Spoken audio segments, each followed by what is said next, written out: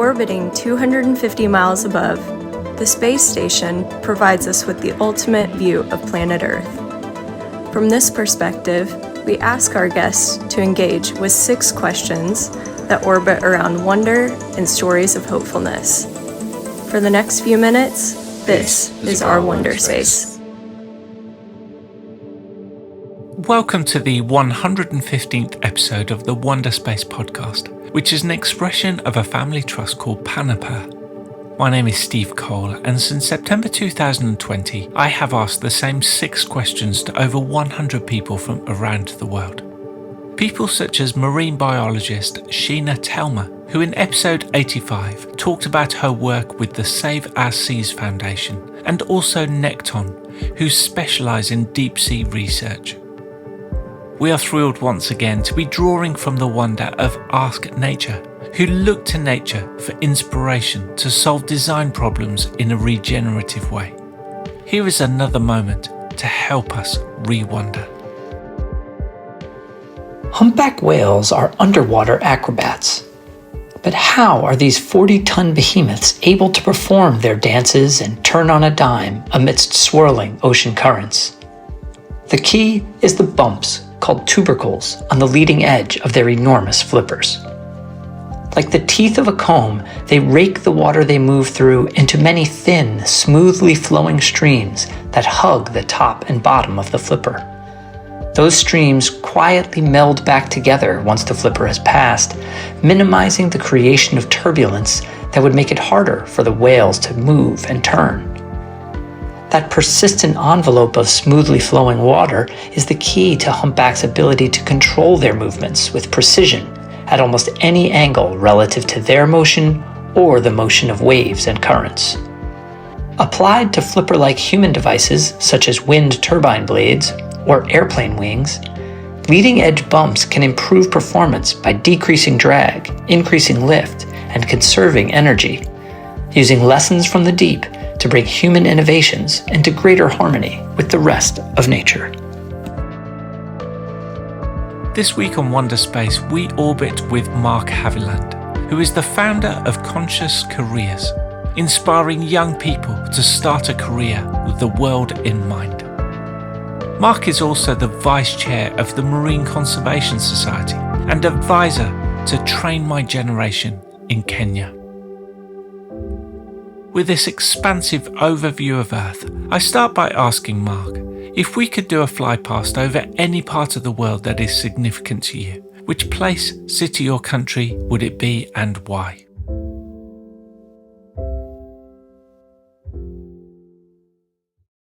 So my place for a fly past takes me back to 1990, when I was lucky enough as a 19-year-old to board a tall ship for a 3-month transatlantic sailing voyage.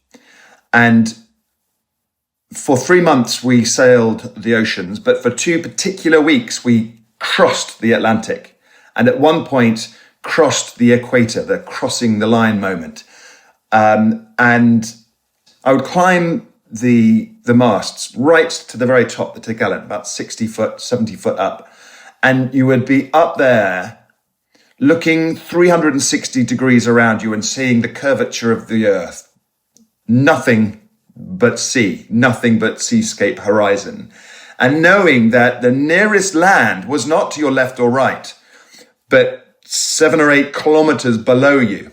And of course, there was nothing above you.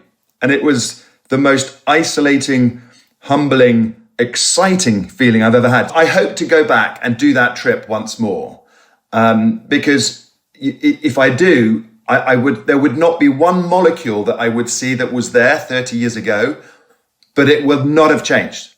It would still be this majestic, never-ending, powerful, delicate oceanscape.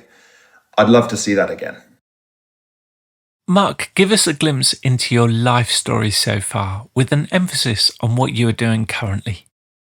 So my life story so far has led me to what I'm doing now, which is a focus, almost 100% focus on these 2 ideas of marine health and education. I founded this program or movement or a company, whatever you might like to call it, called Conscious Careers, with an understanding that there is something amiss in education. There is something amiss in the transition from academic life to working life. But all of this started with two very dedicated and caring parents who gave my two sisters and I a wonderful start in life. And after a relatively privileged education, that moment crossing the Atlantic after I left school, which in itself was a life-changing trip. But then I spent another 9 months hitchhiking in Latin America, particularly around Argentina and Chile. And again, this is back in the 90s, so it was pre-phones, pre-digital. But that 9 months essentially on my own led to quite an independent mind, a mind realizing it can do things and it's not going to trip up every time something new happens. And then that led me to university and actually a very enjoyable corporate life at the Walt Disney Company and CNN and most recently Rakuten. So, a happy and diverse sort of corporate career. But 2 years ago, I threw it all in, and having saved some money, wanted to spend some time exploring. And knowing that I've got two fast growing children and a wife and grandparents that need to be looked after, I thought these 2 years will be when I give time 100% to those around me and also explore the world. And the idea that education is missing something really became apparent because I, of course, went to spend time in schools and realized that the awareness of what's going on in the world today was pretty minimal. And what awareness there was pretty fearful. And the relevance of the classroom to the outside lived experience was barely there. And this idea that kids are coming into the world today without a real understanding of the landscape they're going into. And not only that, but an understanding that it's full of opportunity. There is room, plenty of room for optimism. And yet that didn't seem apparent in the time that I was spending with the kids, let alone the teachers. And so I set up Conscious Careers, and I'm now spending time doing talks and workshops in schools around the UK to really understand a little bit more about how this can be addressed. And my ambition is to spend hundreds of hours with young people and their teachers and even their parents, talking about how, with an optimistic and a confident view of the world and where they might sit within it, instead of looking at the world as full of problems, looking at it as full of solutions that you can choose to be a part of, that you can start their careers with the world in mind. And that Conscious Careers concept I'm pushing now, and I sit that alongside two other passions, which is an island on Lake Victoria, where I work with a wonderful community on some social and economic resilience. And I'm also the vice chair of the Marine Conservation Society. This idea that the ocean offers us so much, and we've yet to manage it or capitalize on it properly. So that's a summary of where I am today. Where on earth is your place of reset or recharge? So my place of recharge, I have found, is anywhere in the world really, really early in the morning. I found that wherever I am, and I've lived in Tokyo, and I've lived in Paris, here in London, or I've been out on the ocean, or I've been in a desert or a field or a forest, these places, city or landscape, seem to be made for the morning. They seem to be at their best. Now, it's true that it's often the time when you see the fewest number of people, and that might have something to do with it, but I'm a humanity lover and I'm a community lover. So it's not just that. It is just that the buildings, the landscapes, the visions, the sounds come to life when the sun first rises. You could put me anywhere in the world, early in the morning, that will be my place of reset.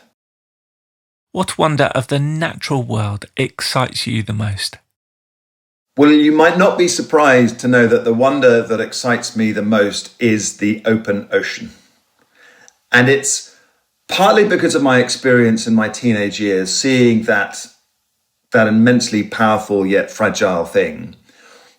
But in the work that I've done with the Marine Conservation Society and the work that I've seen them do, more importantly, and so many other environmental NGOs and scientists and academics build this true picture of humanity being reliant on, not owner of, the natural world, and particularly the oceans. The oceans represent, in short, our future.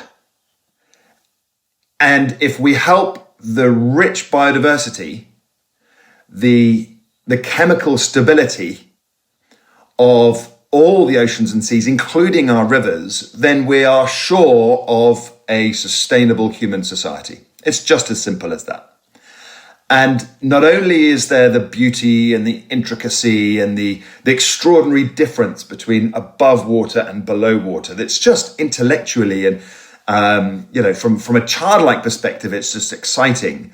But to know also that we have hardly, to excuse the pun, touched the surface of what the oceans can do for us. That's what makes this natural wonder the most significant for me.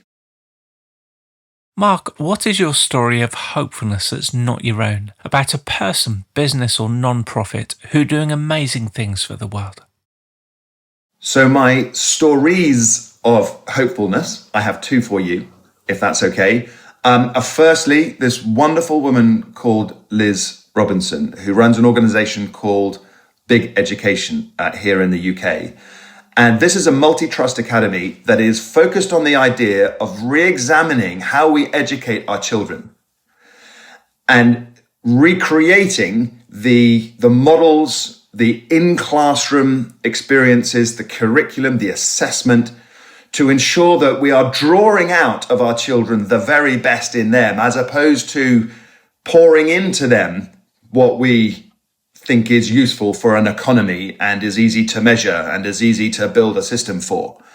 She and the people that she works with, the schools that she works with, are all incredible innovators in the education space. They're deeply entrenched within the system. They've been there. They understand it. They know the classroom. They know the politics. They know the systemic challenges that it faces and the pressures that are being put on everybody in that system. She is determined to find a way through proof points, not through some conceptual magic, but through evidence and proof and case studies, to take a new way of teaching our children to society, to government, to ensure that we draw out of them the best that is possible. Everybody I've met in the last 2 years recognizes the importance of doing something in a different way, of changing this system that is not helping our kids be the people that they want to be. And Liz, I think, is a standard bearer of what we need to do.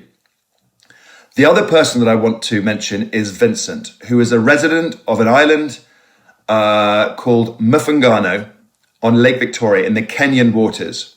And I got to know him a couple of years ago.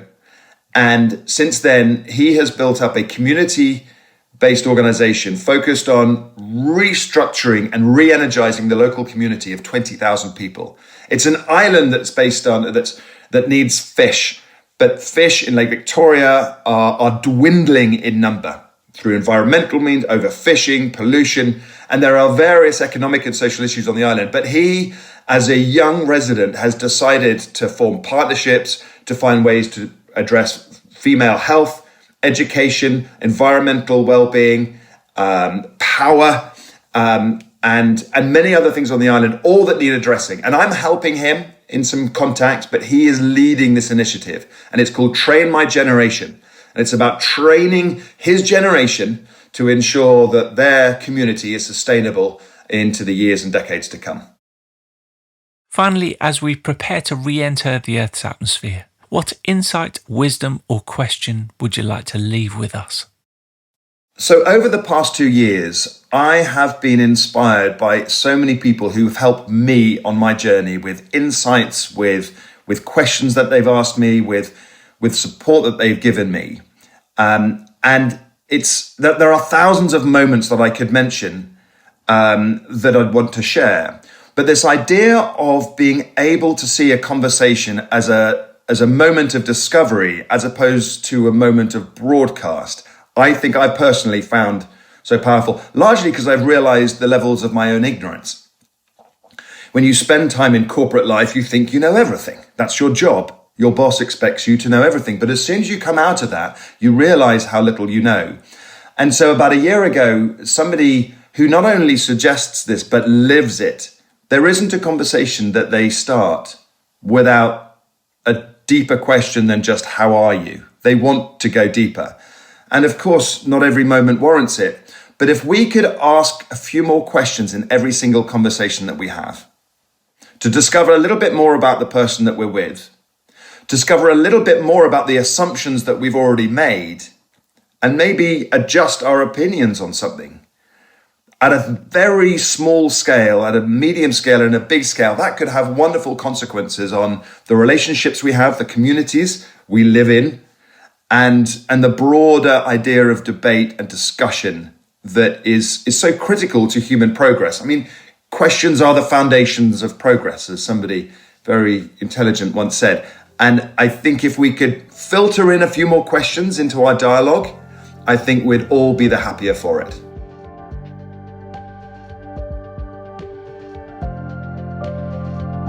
Links to Conscious Careers and the Marine Conservation Society can be found on Mark's episode page on the Wonderspace website, ourwonder.space. We have also included links to Train My Generation in Kenya and Mark's other story of hopefulness, Liz Robinson at Big Education. I want to thank Mark for joining us on Wonderspace. Let's continue to share our stories of hopefulness that makes a name for someone else. We need them like never before. Thanks for listening.